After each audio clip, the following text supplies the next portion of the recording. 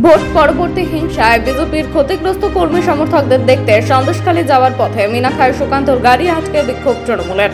রাজ্য জুড়ে ভোট পরবর্তী হিংসায় বাদ গেল না উত্তর চব্বিশ পরগনা জেলার বসিরহাটার মিনাখার বামনপুকুর গ্রাম পঞ্চায়েতের বিভিন্ন গ্রাম।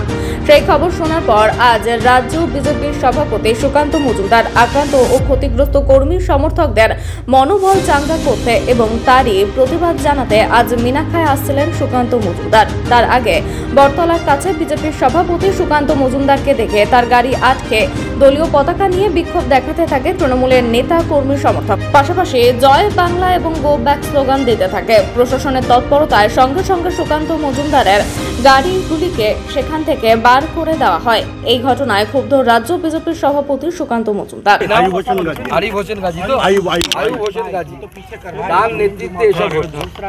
আমি পরিষ্কার বলে দিতে চাই যে দেখো ভাই আয়ুব ভাই, তোমার থেকে শেখ শাহজাহান কিন্তু ছোট ছিল না, বড় সাইজের ছিল।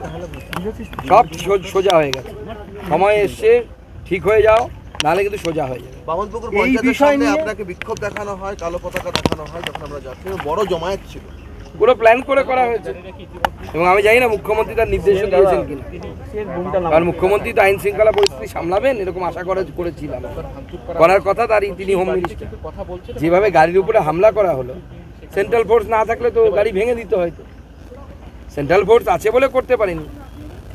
মাননীয় মুখ্যমন্ত্রী, পুলিশ, সেন্ট্রাল ফোর্স যদি না থাকা অবস্থায় যদি রাজনীতি করা না যায়, তাহলে কি সেই জায়গার বা সেই রাজ্যের আইন শৃঙ্খলা পরিস্থিতি কি শান্ত আছে বলা যায়?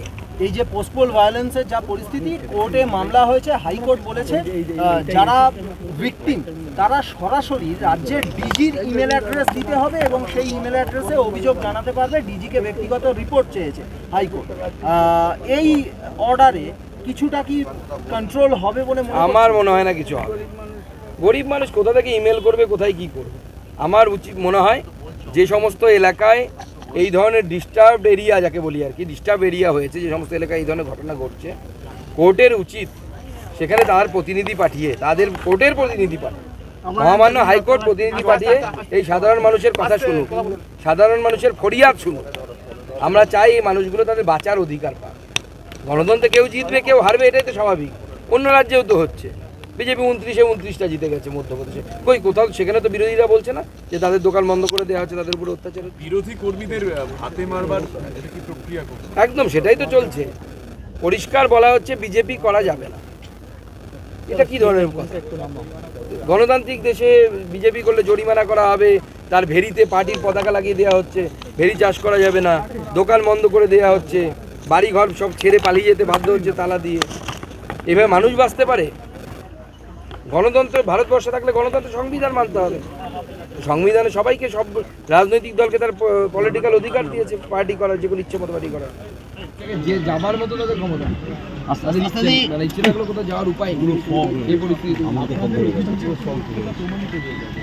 কি করছো?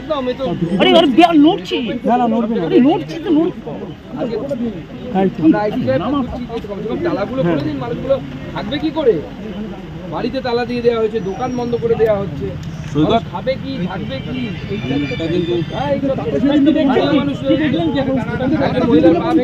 কেন আমরা যাচ্ছি, আমরা সবার বাড়ি বাড়ি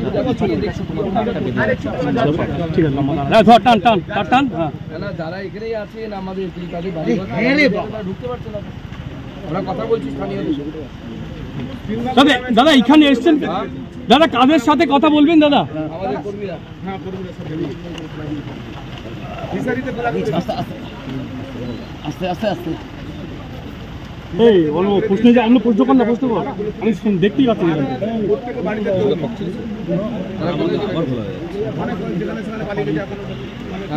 লাঠি চোটা নিয়ে ঘুরে বেড়াচ্ছে ভয়ে। হ্যাঁ, রাজ্য অফিসে কিছু পালিয়ে গেছে, জেলা অফিসে কিছু আছে, এইরকম পরিবেশ। কখন লাঠি চোটা নিয়ে ঘুরে বেড়াচ্ছে? ওই সারা দিন রাত অব্দি, পুরো সারা রাত। পুলিশ আসছে না তখন? পুলিশ যাই বললে যখন ক্ষয়ক্ষতি, না ছবি দেখছে না, লাইভে ছবি আছে তো, দেখো টিভি2 যখন ক্ষয়ক্ষতিটা হয়ে যাচ্ছে, হ্যাঁ 2 মেরে দিচ্ছে। ওকে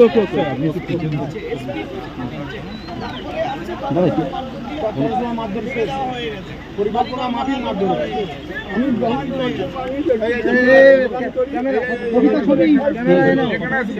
ঠিক আছে দাঁড়াও বলতে হবে পিছা